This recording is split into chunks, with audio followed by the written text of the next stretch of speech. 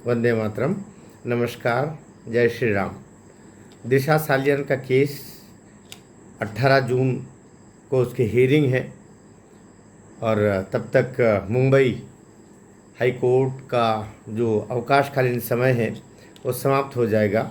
उसके बाद में लगभग 1.5 महीना हम प्रतीक्षा में रहे हैं और उससे पहले जो निर्देश थे कि महाराष्ट्र सरकार या की सरकार जो बिंदु पिटिशन में दिए हुए हैं उनकी जांच करेगी और एक एसआईटी का गठन करेगी, जो नई एसआईटी होगी।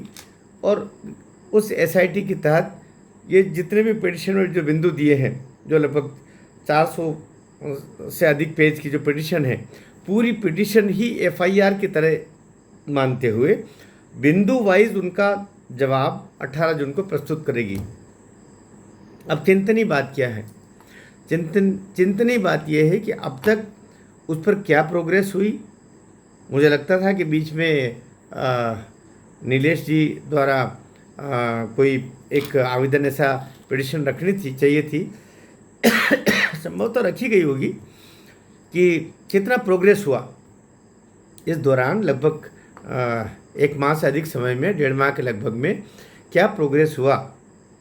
30 अप्रैल के बाद में ये जानकारियाँ 1.5 माह में क्या कुछ काम हुआ एसआईटी के गठन से लेकर के वो, यद्यपि वो एसआईटी वो सारा जो डेवलपमेंट है, जो आउटकम्स है, वो न्यायालय में ही रखने के लिए बाध्य है।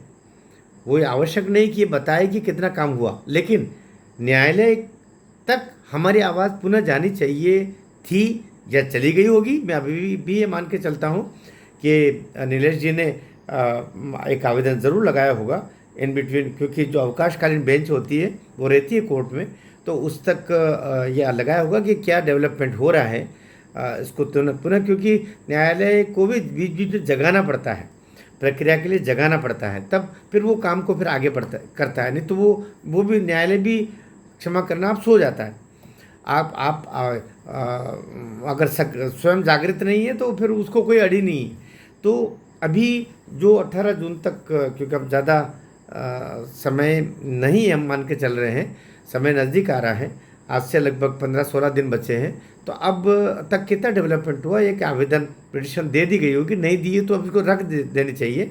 और सरकार ने अब तक अपनी ओर से कोई इस संदर्भ में वहाँ पर क्या गतिविधि की है इसके बारे में कुछ जवाब दिया नहीं है, न उसकी कोई तैयारियां दिखाई दे रही है। ये चिंता वाली बात है। लेकिन अगर नीलेश जी अभी ये वहाँ पर कोई पिटिशन रख देंगे और उसके बाद में वे मीडिया में भी सक्रिय हो सकते हैं, एडवोकेट के रूप में इसको, प्रेस को बुला करके इस बात को रख सकते हैं, तो एक दबाव बढ़ेगा। क्योंकि आप माने कि नहीं माने, न्यायपालिका पर भी पब्लिक ओपिनियन का बहुत प्रभाव पड़ता है। जब पब्लिक में वो मुद्दा रहता है तो उसका असर न्यायपालिका पर पड़ता ही पड़ता है। इसलिए मैं बीच में मैं भी 1 महीना लगभग मौन रहा हूँ इस मुद्दे पर, लेकिन अब मैं भी सक्रिय हो गया हूँ और प्रतिदिन मैं कोशिश करूँगा कि इस विषय पर, इस मुद्दे पर, दिशा सालियान और सुशांत के मर्डर के मुद्दे पर हम वापस जन जागृति जो निरंतर बनी रहनी चाहिए, क्योंकि हम भूल जाएंगे तो फिर दुनिया भूल जाएगी। जैसे सुशांत, दिशा, इन दोनों को न्याय मिले, इसके लिए हमें ही सक्रिय होना पड़ेगा और हम सक्रिय हैं। तो मैं आपसे भी प्रार्थना करता हूँ कि आप इस संदर्भ में नीचे टिप्पणी वगैरह तो दें ही, साथ में उन लोगों तक ये वीडियो पहुँचे जिनको जागृत, देवेंद्र फडणवीस जी, अमित शाह जी, नरेंद्र मोदी जी, आप तीनों से भी मेरी इस वीडियो के माध्यम से प्रार्थना है कि इस मुद्दे को मरा हुआ मुद्दा मत मान लेना, वरना ईश्वर हम सबको क्षमा नहीं करेगा, भगवान हमको माफ़ नहीं करेगा।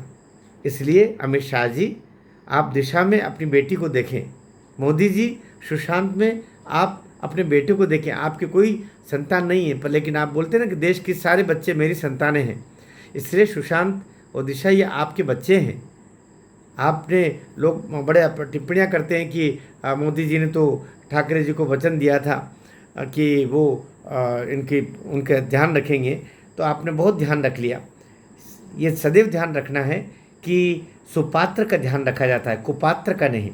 जिन्होंने मर्डर, स्मगलर्स और सारे अपराध जितने हो सकते हैं ऐसा करने वाले नालायक संतानों का को को संरक्षण नहीं देना है, वरना उसके पाप के भागीदार हम आप सब होंगे। मोदी जी आप भी हो सकते हैं, अमित शाह आप भी हो सकते हैं, देवेंद्र फडणवीस जी आप भी हो सकते हैं, मैं भी हो सकता हूँ, हम सब वीडियो सुनने वाले भी हो सकते हैं। इसलिए विरोध करें और जो न्यायालयीन प्रक्रिया के तहत जो साथ हो सकता है इन बच्चों को अवश्य दिया जाना चाहिए।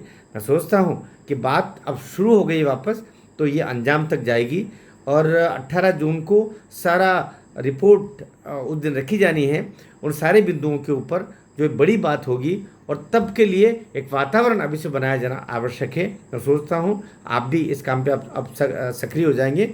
वीडियो को अधिक से अधिक शेयर कीजिएगा। अब तक मनर की गपशप को आपने सब्सक्राइब नहीं किया हो तो मैं आग्रह कर सकता हूँ सब्सक्राइब कीजिएगा। यद्यपि मेरा मकसद केवल आप तक अपनी बातें पहुँचाना है। राष्ट्रवाद, सनातन का उद्वेग और विचार और प्रवाह सब तरफ फैले और सही नैरेटिव समाज में जाए, इसके लिए ये चैनल है। तो आप इसका भी साथ देंगे मैं विश्वास करता हूँ। और सुशांत और दिशा के लिए 18 तारीख बहुत महत्वपूर्ण है। दिशा का केस जिस दिन सुलझ गया, सुशांत का केस उस दिन अपने आप ही सुलझ जाएगा। इससे सारी ताकत 18 जून पर लगानी होगी हमको। भारत माता की जय।